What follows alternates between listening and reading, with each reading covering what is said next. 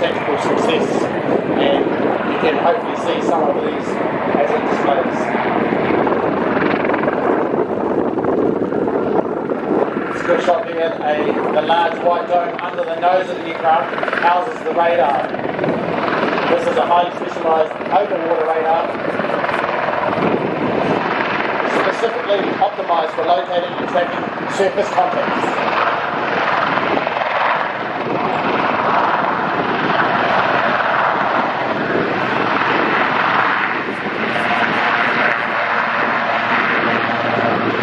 Let's just put the helicopter into a hover where they're going to commit some hover manoeuvres, showing the capabilities of the Seasprite itself.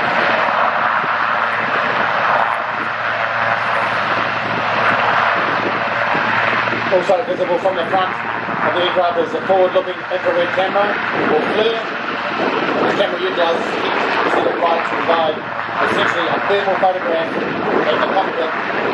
This allows the crew to identify ships and other contacts from significant distances while they're using the heat signature.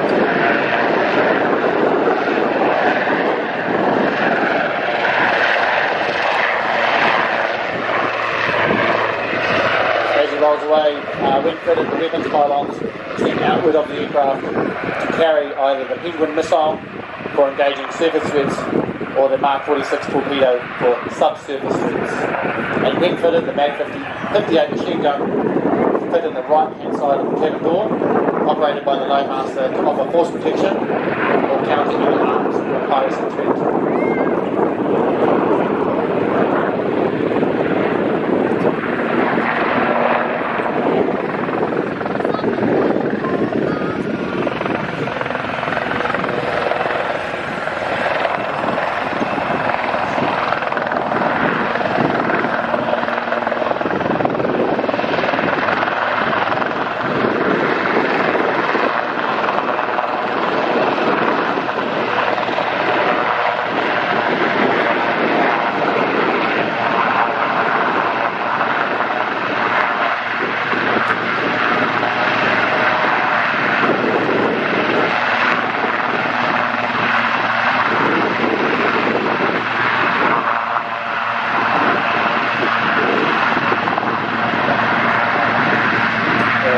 In the doorway there, looks like the team are setting up for a hoist.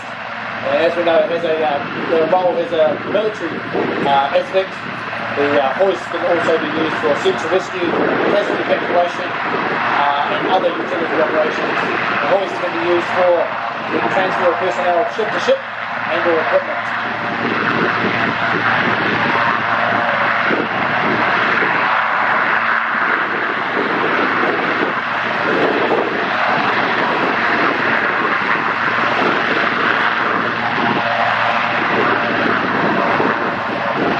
Now just need taken on board, will be secured in the cabin.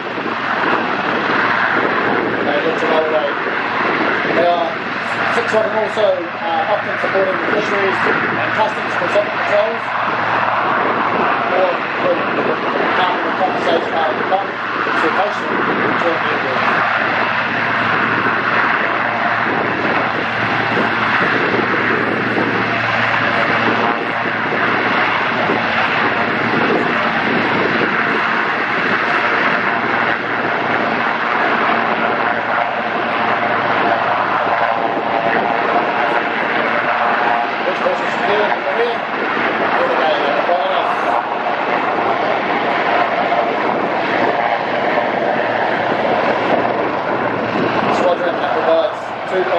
Operate from the aviation-capable ships at the current Royal New Zealand Navy fleet. These include Samana, and operate within military task groups around the world. The offshore patrol vessels HMNZS Wellington and Otago that patrol New Zealand's coast and the Southern Ocean. Also work alongside and land on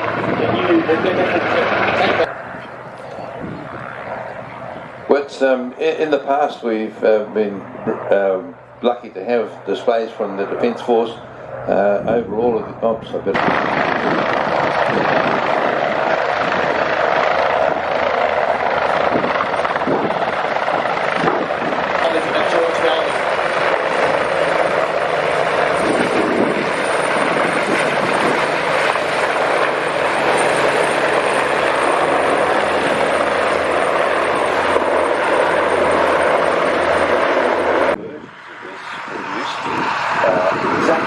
type of platform as the Vampire, the twin wheel, to take advantage of a very short jet plane.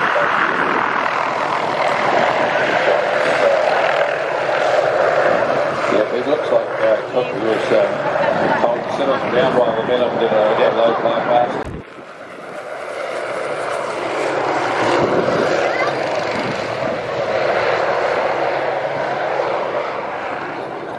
Certainly, I reckon it'd be quite an experience to have a couple of machine guns on either side of that thing going charging around the countryside.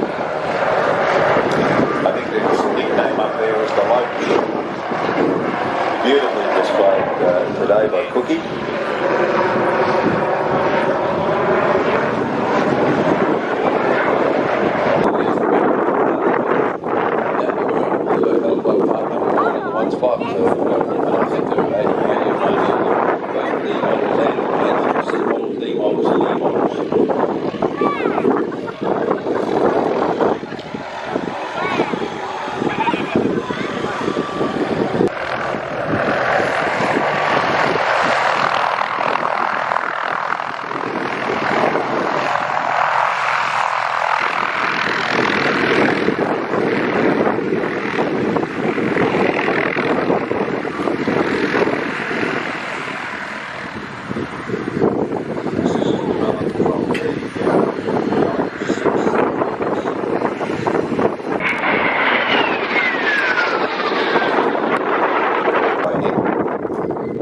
Different versions, and here's by 7 military air arms.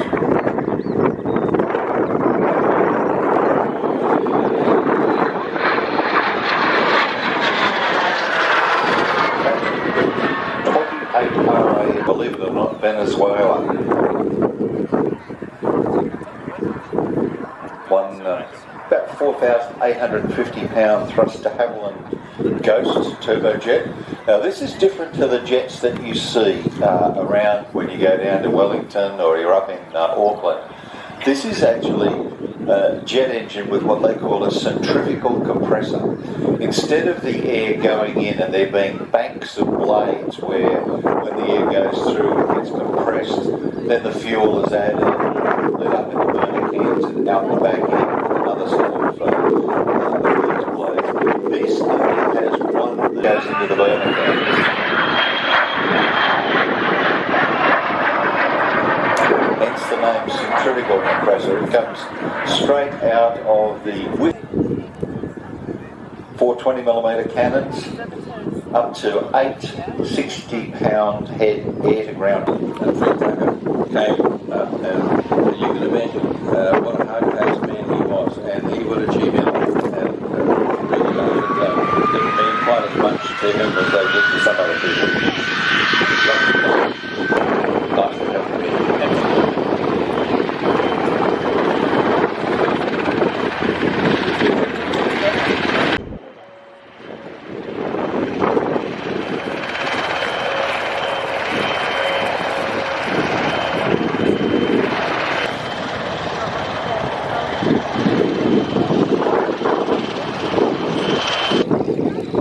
Absolutely beautiful looking aircraft, really well restored now by the next display sequence by the Royal New Zealand Air Force. And thanks very much, and we look out to our right here. We have arrived in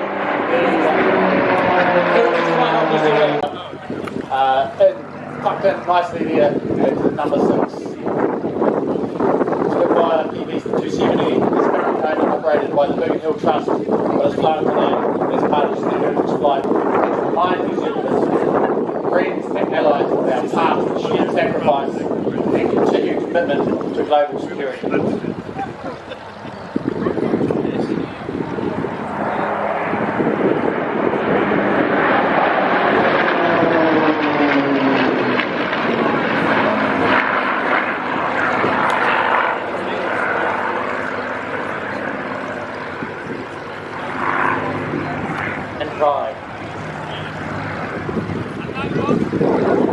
The Heritage flight is currently commanded by Squad Leader Sean Perrett, who is also the Spitfire pilot today.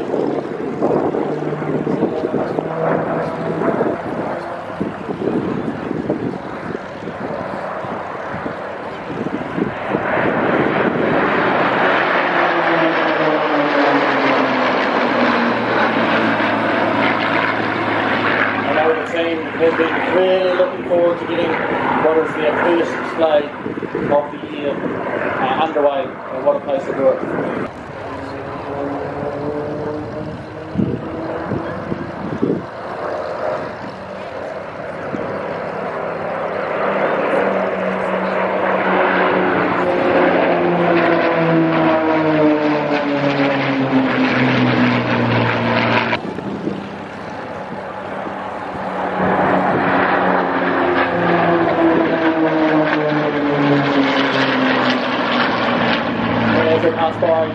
Quick little anecdote, Spitfire splits off with Sean.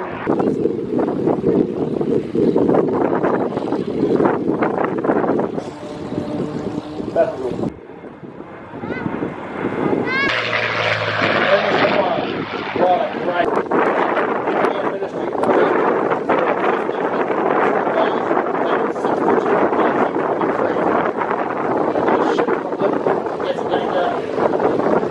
October 1944, joined the Aerodrome people.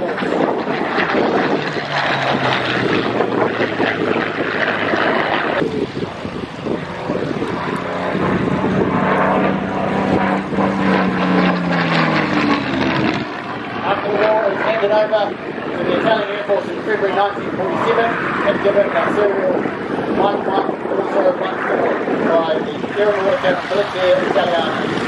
In 1952, it was one of a number of Spitfires to the Israeli Air Force and became 2080 of the Israeli Air Force at Masterton Air Base, and the 102 squadron from upstate. In 1954, the overhauled DB-270 flew throughout his RAF career in the Harrier and Hawk, and in 1994 was lucky enough to be selected to join the Red Avro. Certainly well qualified, and joined the R&D at his time in the Air Force. He was known as air trainer, Matthew, Harvard, Tigerhawk, Kenya, and the Dixon, and has flown both the Fiji and Black Belt stations. Currently, one of these companies is potential clients for Australian nuclear mines.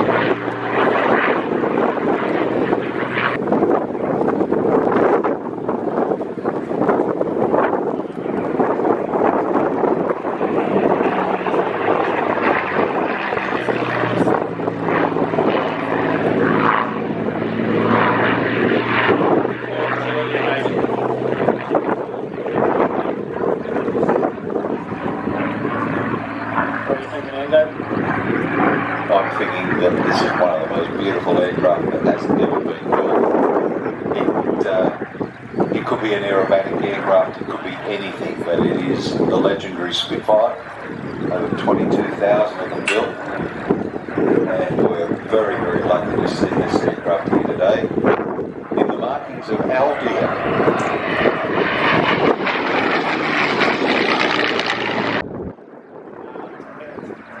This is available to us as part of the different flight.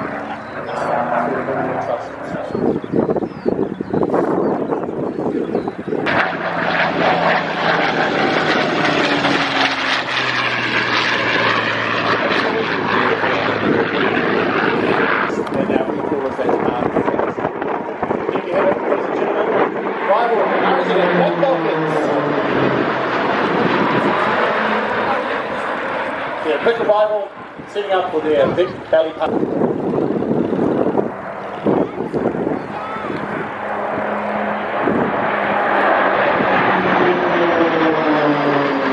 As the team looks to reposition, changing their formation from hip to tight.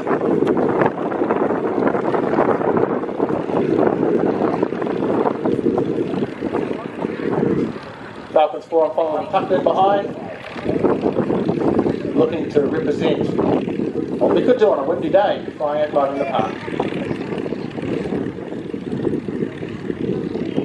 As they descended to gain speed, the pilot will soar and execute a roll. This is demonstrating the Black Falcon's mastery of precision close formation. You're okay.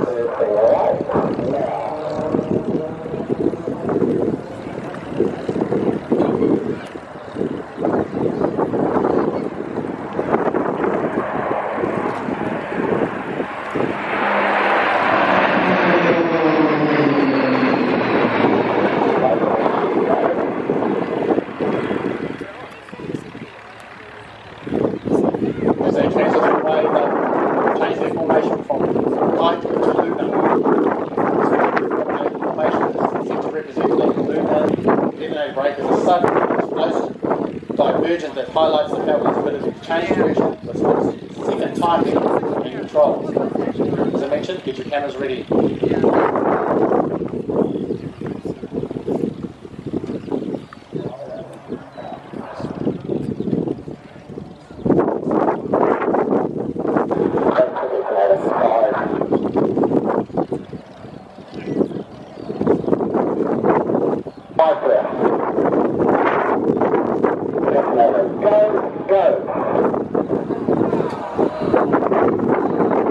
Crossing at 100 feet, AGL.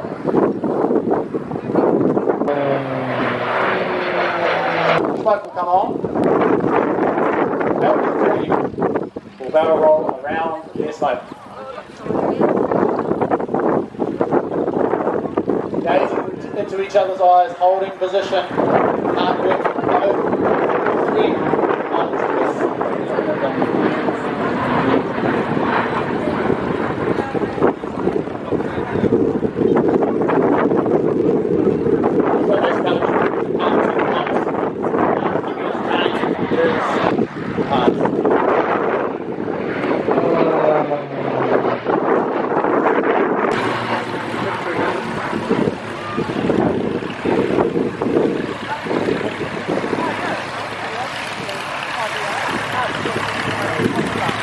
Now to our right, we have Calicut, and we're looking for the Koru Bird, otherwise known as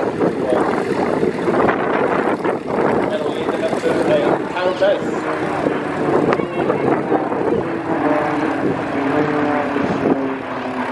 So what they're looking to do is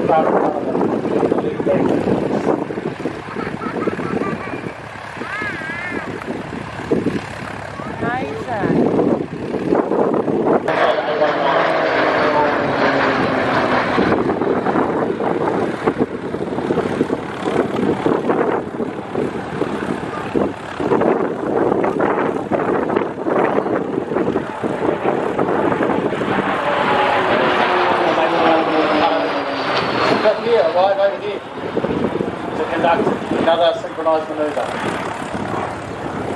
Looking to conduct opposite brakes. Arrive as they go to the line of steering pass and orbit.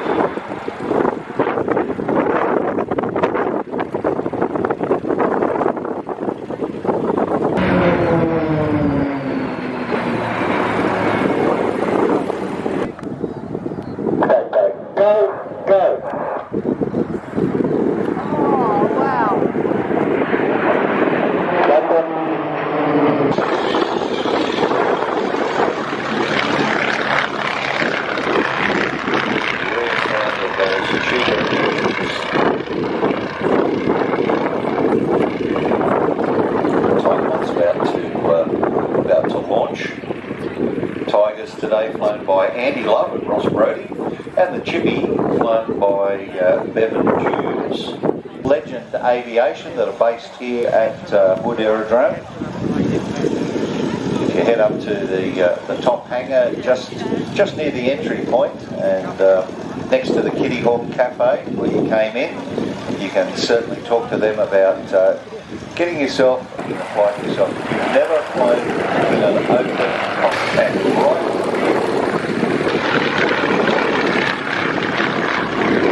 The back retractable undercarriage for this non-hydraulically operated to get it up.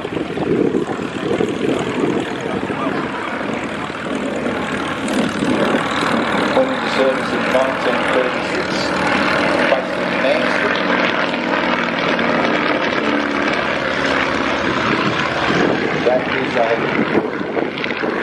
As they were built overseas, built in Canada. Some of them had all sorts of different engines.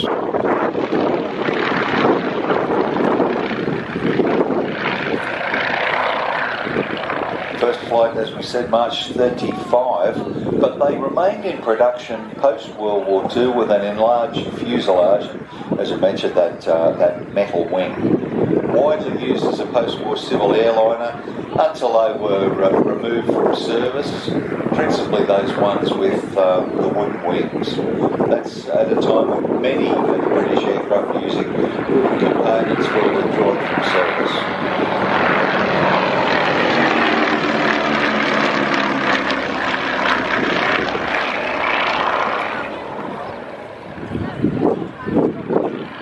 This aircraft is wearing the markings to represent K6183, a Mark 1 Anson that flew with 206 Squadron Coastal Command that was shot down on the 5th of September 1939 by a High 115 flight pilot in the French Falcons.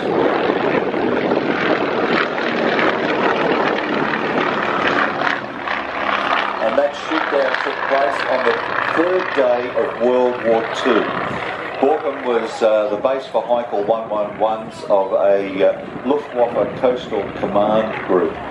Pilot officer L.H. Edwards, he was a Kiwi, he was the pilot of the Anson, he was the only survivor, and he was picked up by the Heinkel that had actually shot him down. He became the first British officer to take the First World War II.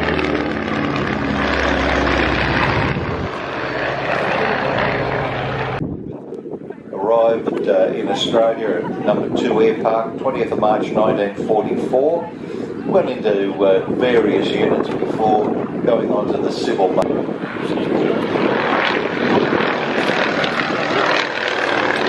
To Nelson, where the world-class restoration was undertaken by a very small and dedicated.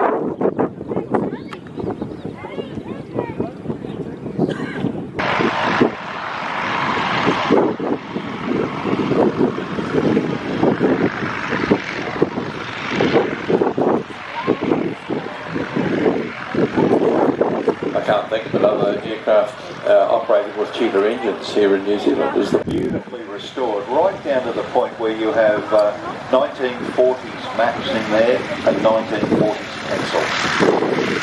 That's the level of detail that they went to.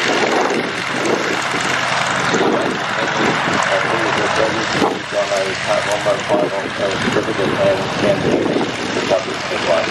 Absolutely.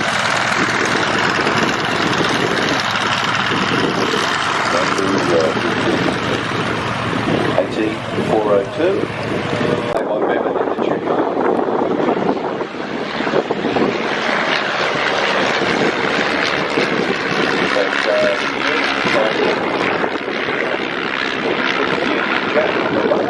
Queenie, part of Legend Aviation. Certainly go for adventure flights in these aircraft. Venom over the top now. Okay, to pull up into a Cuban 8.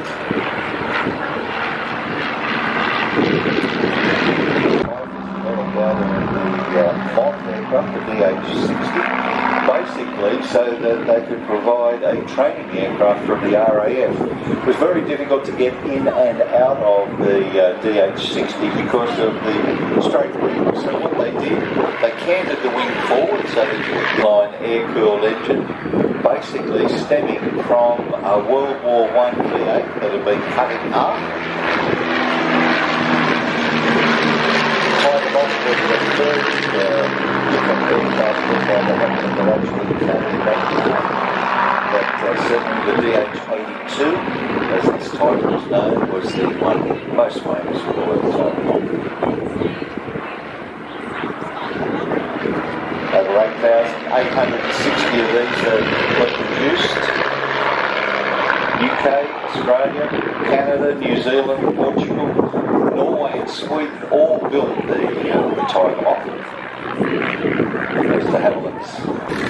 Goes right back to 1935. And it was actually derived from a 6-seat passenger transport, designed principally as a maritime reconnaissance aircraft. It was the first RAF pilot to buy the Canadian branch of the Havillands,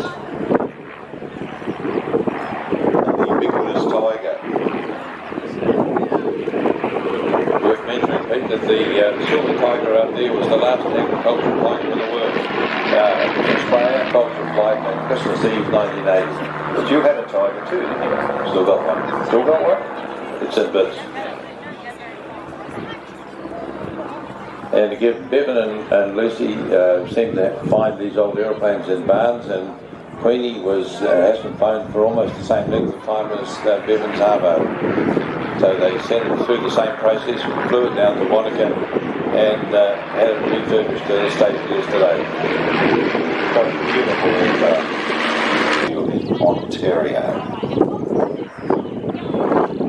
Just under 1,300 of these were actually manufactured. They were built in Canada, the UK, and Portugal actually. We built about 60 of them for the Portuguese Air Force.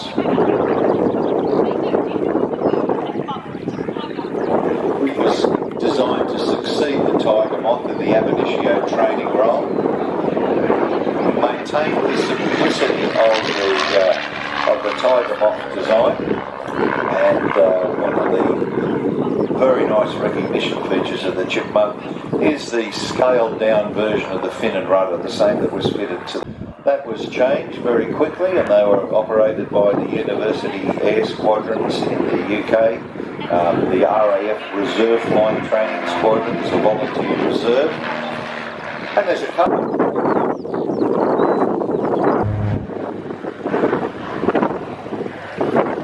This one fitted with the spray booms. This aircraft is the most recent purpose-built sprayer top rescue, built specifically for that role. And the design philosophy goes right back to the S1 that Leland Snow first produced in, I think the first one he did was 1950. Very large, low-speed wing, but very high lift.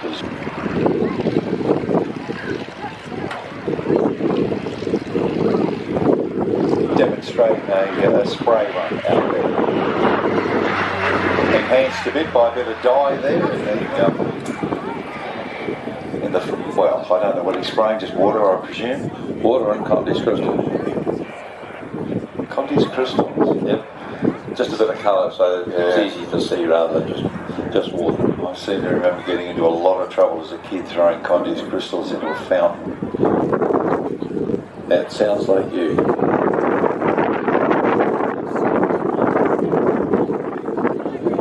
Very, very easy aircraft to fly, as are the larger aircraft, because again 500, 600, 800 gallon capacity hoppers. Operate on the GPS system, and I know in the helicopters you can fly around the boundary and the GPS will tell you exactly how many hectares you have to spray. Because farmers' estimate of some of the things areas they have to spray varies somewhat from reality. Probably on the low side. Probably on the low side.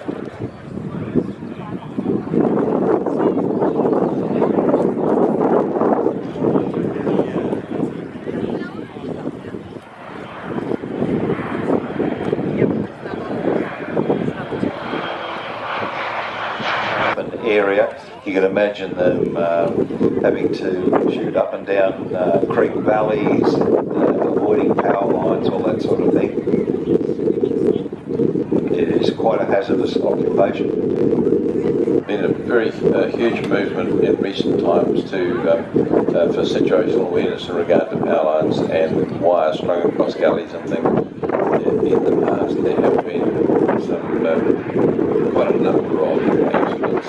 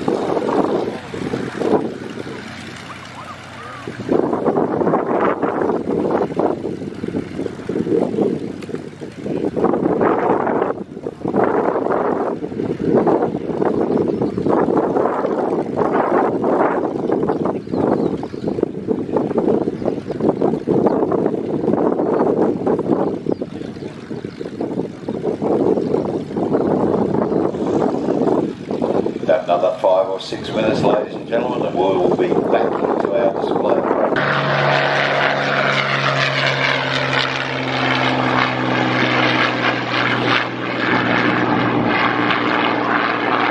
About what the roaring Forties are about to do. Welcome, Gavin. Heading 200 knots, pulling up into a 5-ship Vic Blue.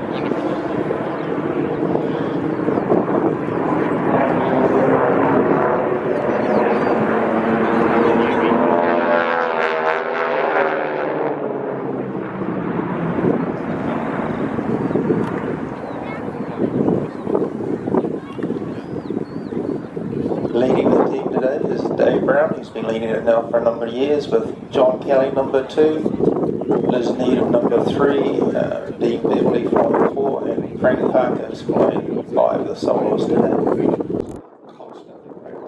They're practicing nearly every weekend, particularly before airshow, sometimes twice a weekend. So 5-ship belly up pass, and then Frank will peel off at the end of this and start a solo display.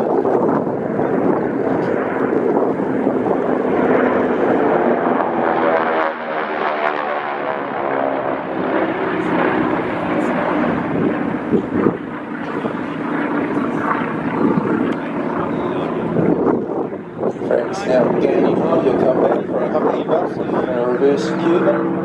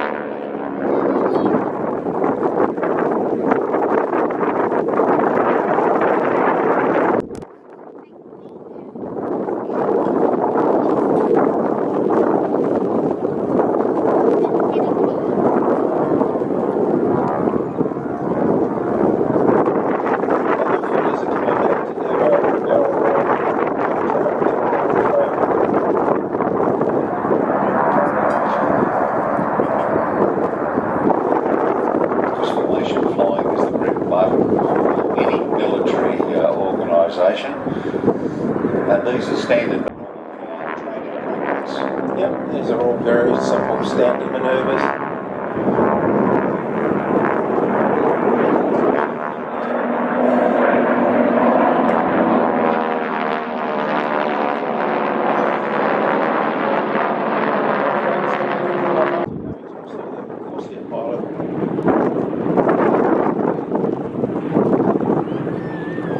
A lot of people wouldn't understand that a stall turn is not when the engine stops. It's when you just stop producing lift. Yes, let's do it. Very slow at the top. And another half Cuban, followed by a barrel roll.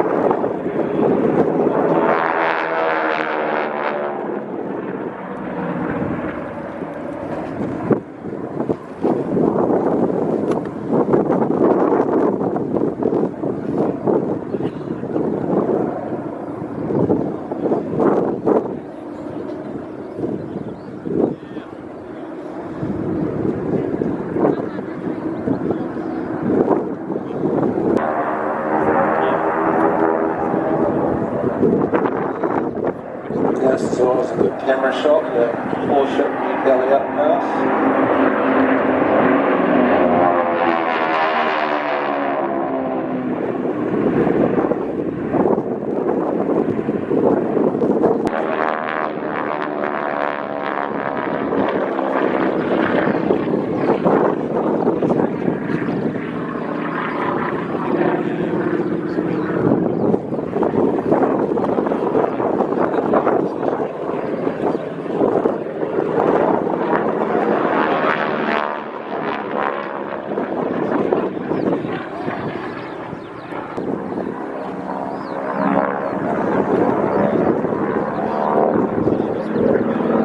Frank will be going up to about 1,800 feet, coming down to 500 feet.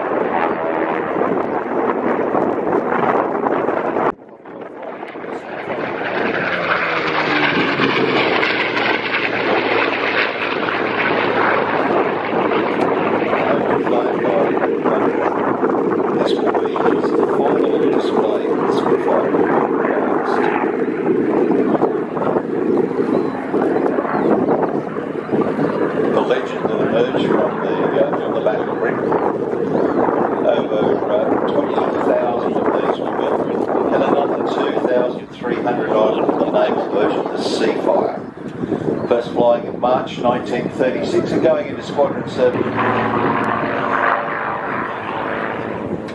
An unmistakable elliptical wing planform.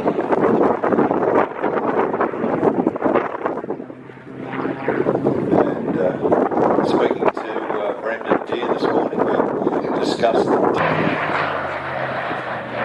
produced between 1936 and 1948.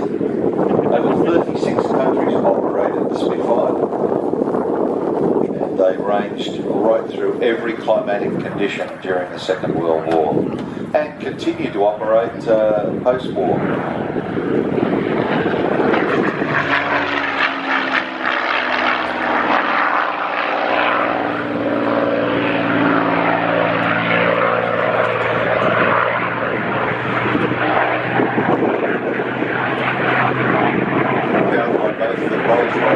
And the Rolls-Royce Griffin engine, which strangely enough rotated in different directions.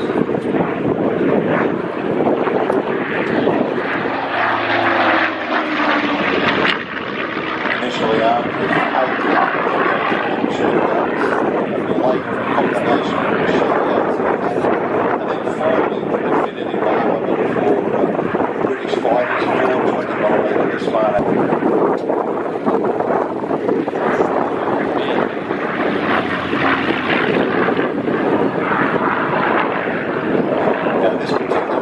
Painted in RAF desert camouflage, and in the market it's a Wing Commander Colin Gray, New Zealand's highest scoring World War II fighter pilot with 27.5 victories. He was CO of 81 Squadron RAF, flying Mark 5s in Tunisia in 1943.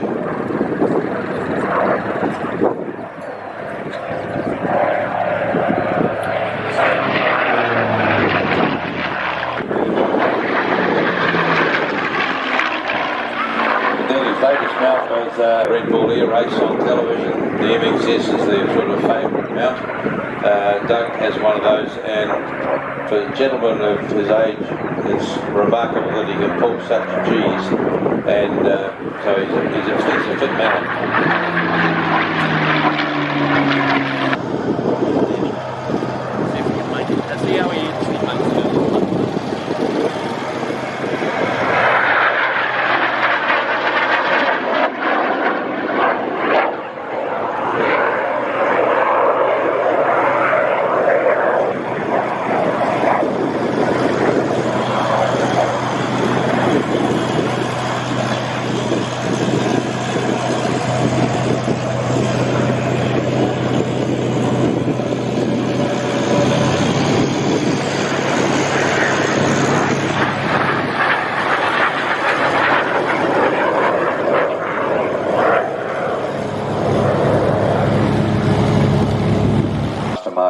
88 was the export version produced for New Zealand and operated by 14 Squadron based at Ahakia.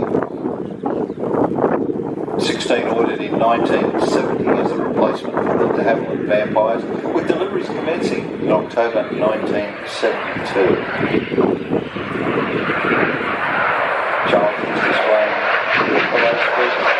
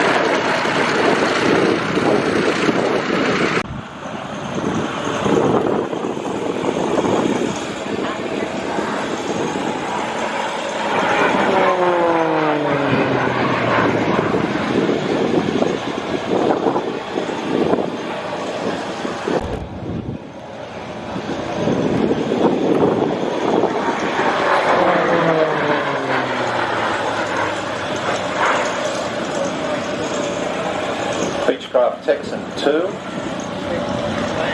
powered by a Pratt & Whitney Canada PT6 engine.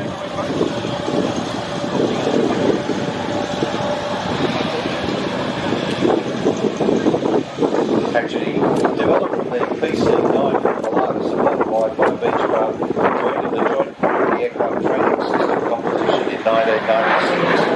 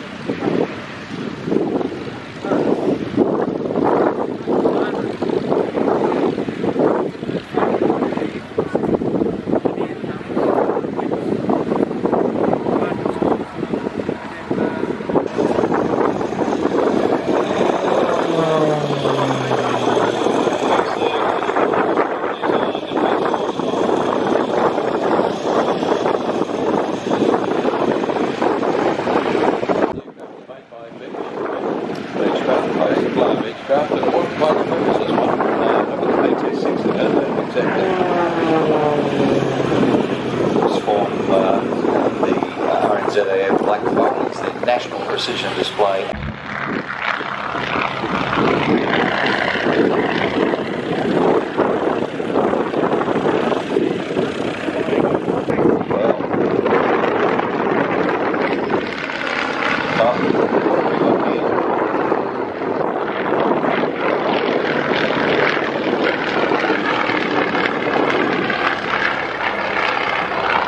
Well, this is what it was designed to do, maritime reconnaissance and strike.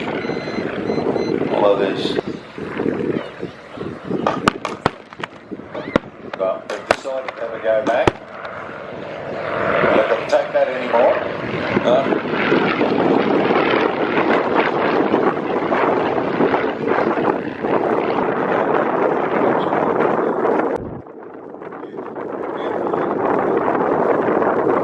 Absolute joy to see it.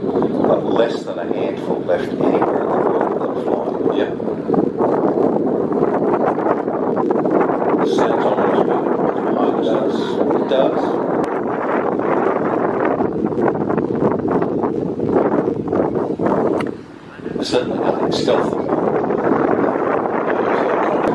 Oh, these are the bad fellas. These are the bad fellas.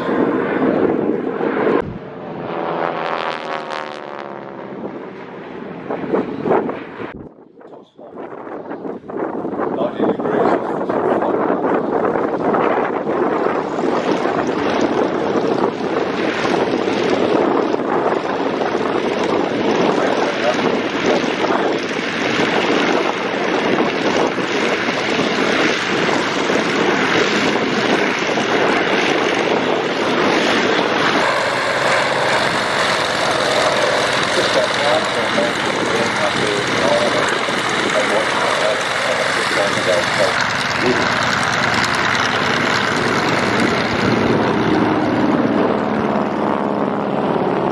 It sure has.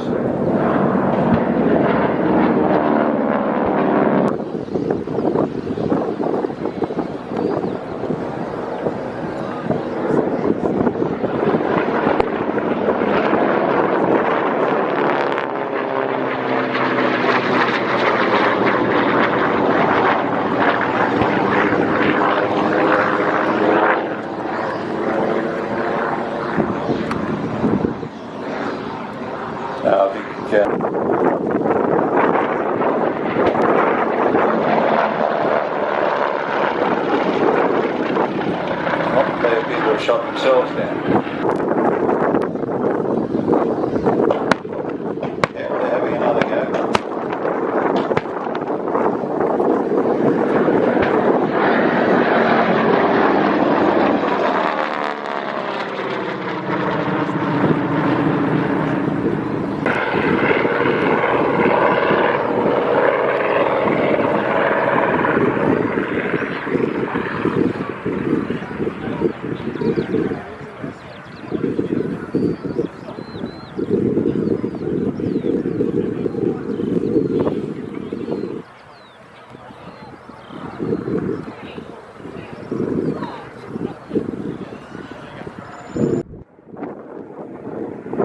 Now, ladies and gentlemen, from your right, the Corsair.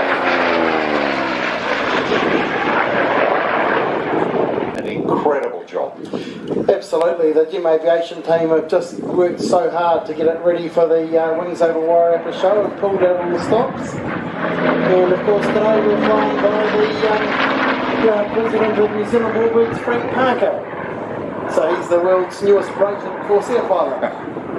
And loving it too. I won't There's tell a you smile what. on his face all day. Why wouldn't there? But look at that, the sound of round, the ultimate sound of round.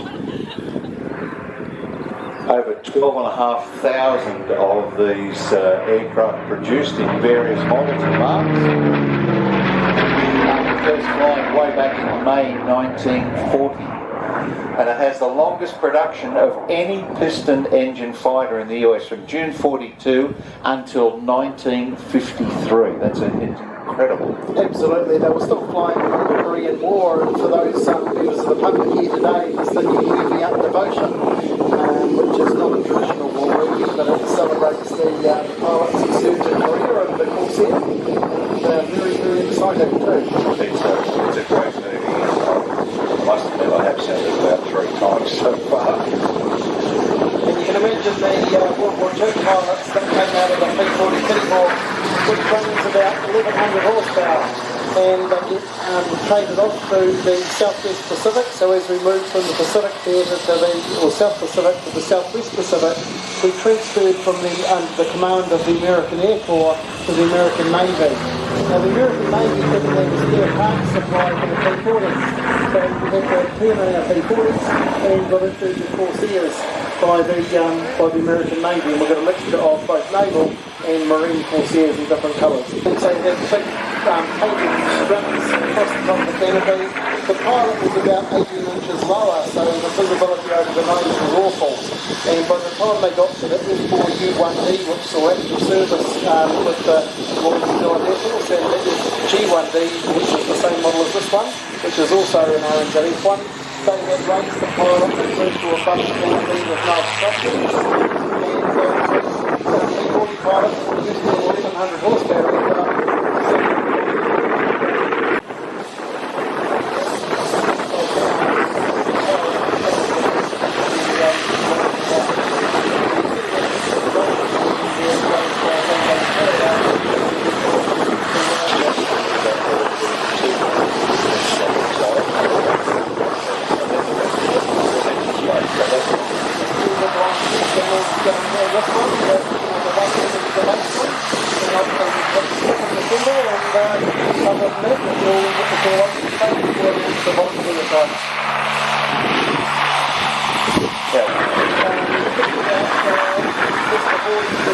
It's just like the symbol, and actually was delivered to an operational unit 2 days after the Japanese surrendered this, but before the signing of the official surrender.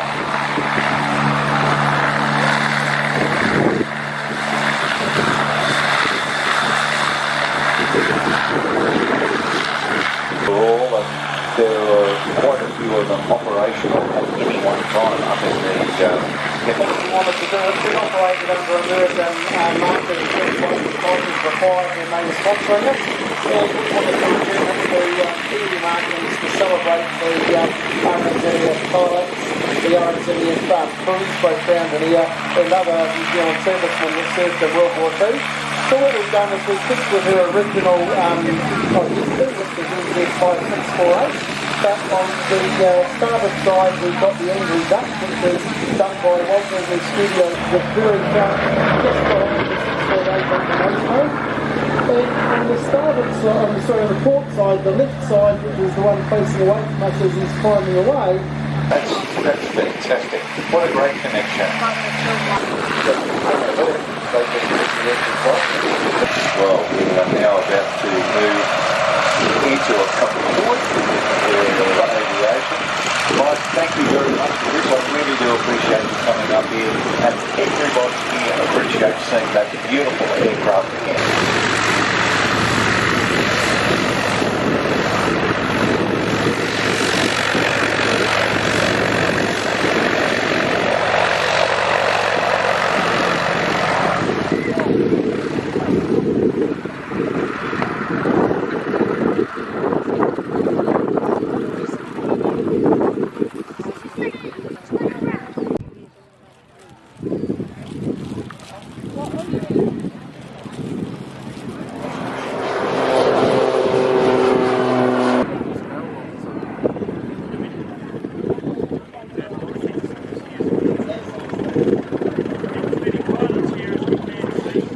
Now, ladies and gentlemen, we have something completely different and completely new. This aircraft was only certified about 2 weeks ago. Now, flown by Ray Long, who is our engineering manager / chief pilot, who's done many years, the top dressing pilot in the whole country of New Zealand. This aircraft developed the F-U-24 fleet year. This came to New Zealand as a 225 horsepower top dressing aircraft, which proved very successful, and after the first 100 arrived as kit sets, the right to manufacture aircraft was purchased, and the aircraft has since then been built in New Zealand. Over time it has evolved from the 225 to the 300 to the 400 horsepower aircraft, which most of you will be familiar with flying around the hills. Then in the early 80s, late 70s, they were looking to increase the versatility, and the turbine engine was developed. Turbine engine version was developed in form for the Cascade. Now, this aircraft proved very popular, but in the late 1990s, they were looking for alternate uses of the aircraft. One of the options that came up was to use as a parachute jump ship. And one went to Australia as a parachuting machine, but at that time they could only fit 10 people in the aircraft. So what they decided to do was make a bigger aircraft, bigger fuselage to fit more people so it could carry all at weight. So we now have this operating in 28 countries around the world and used in parachuting roles and utility transport, a lot in New Guinea and remote areas.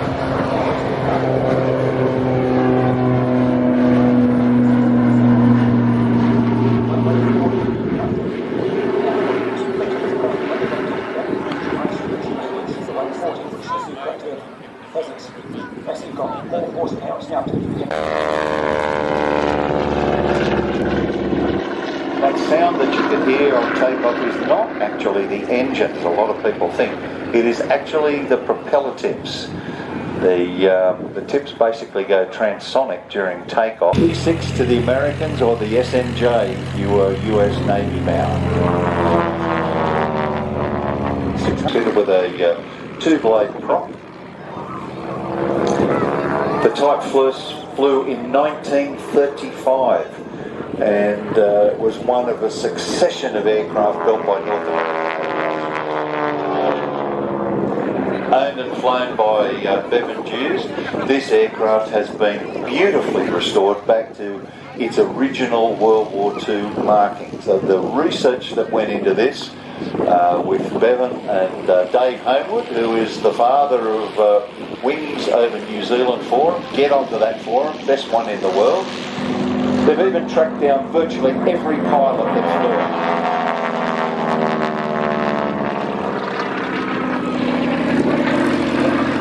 It's one of the few Harvards that's still got the original aerial too.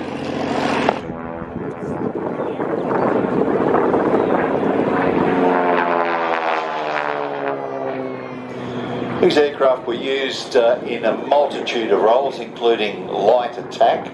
It was actually developed to meet a requirement for a basic combat aircraft, and that was its designation, the BC-1. There were 180 ordered originally and 400 ordered for the RAF. They proved an incredible machine. The first Harvards, fabric-covered fuselage sides, rounded tail fins, but the major difference was the wings had no washout on the early ones, so very difficult to fly low and slow.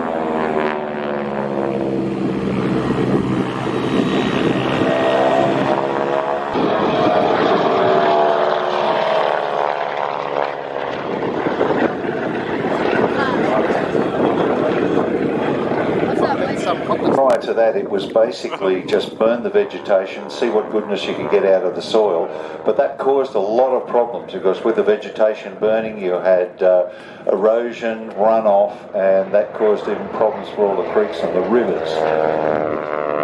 It was a Kiwi idea to try this aerial time in an aircraft.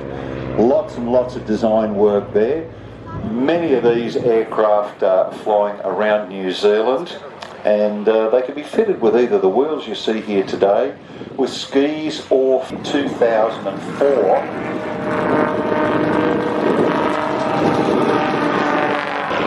It is also ratcheted in. Instead of having your normal seatbelt like you would have in a car, or a 4-point harness, this is a 5-point harness, and he is ratcheted down into the machine. So he becomes one with the aircraft.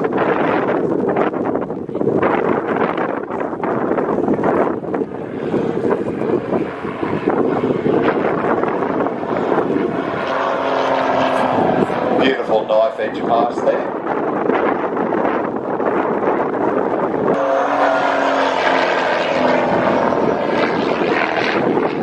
Just displaying that aircraft. Certainly have the wool over Richard in the pits. And despite the fact that he's got to slow down, stop, turn around.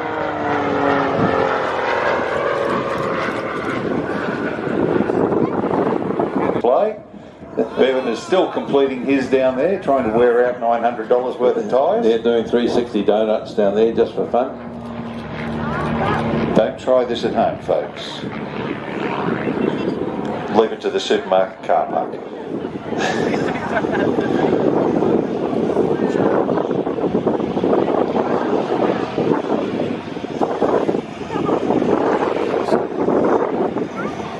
Ladies and gentlemen, put your hands together for Bevan right in that beautiful Cobra.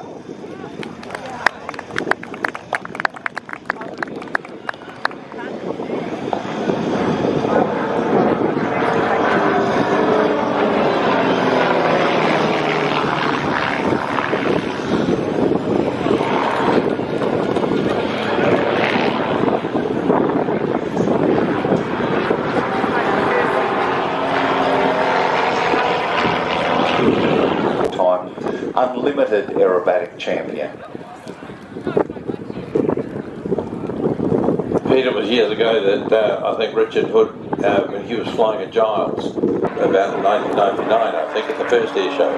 Oh, that was probably when I had hair and I was much better looking. Gee, I wouldn't go that far. But I'm sure that anybody out there in the public that if they're sitting in the back of an A320 or something when Captain Hood is nominated as the pilot is flying, just please ask him not to fly while he's flying his pits. knife edges in a 777. It's a very, very small, faster roll rate, and that's around about 300 degrees per second. Wings are fully symmetrical. It's also quite different to a lot of other pits that you may have seen. If you have a close look, you'll see the engine cowling is quite different.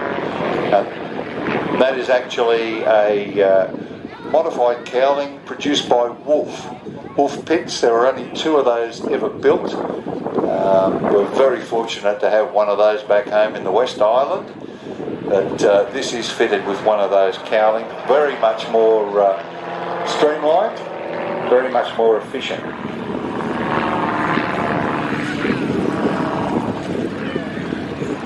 Fitted with a larger rudder as well to give great 230 horsepower in that pits.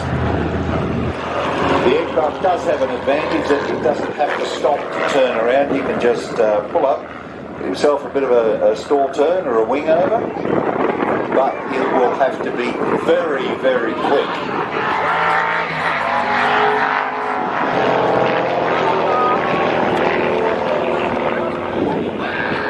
Down. So what he does is uses the side of the aircraft for basically aerodynamic braking.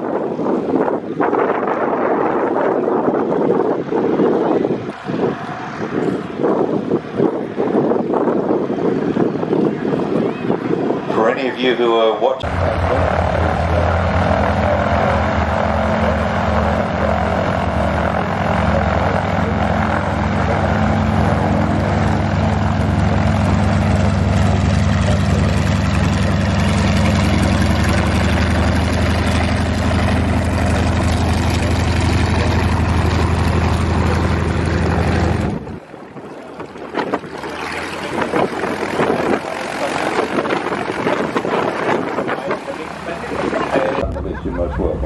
engines, all that sort of thing. And Absolutely.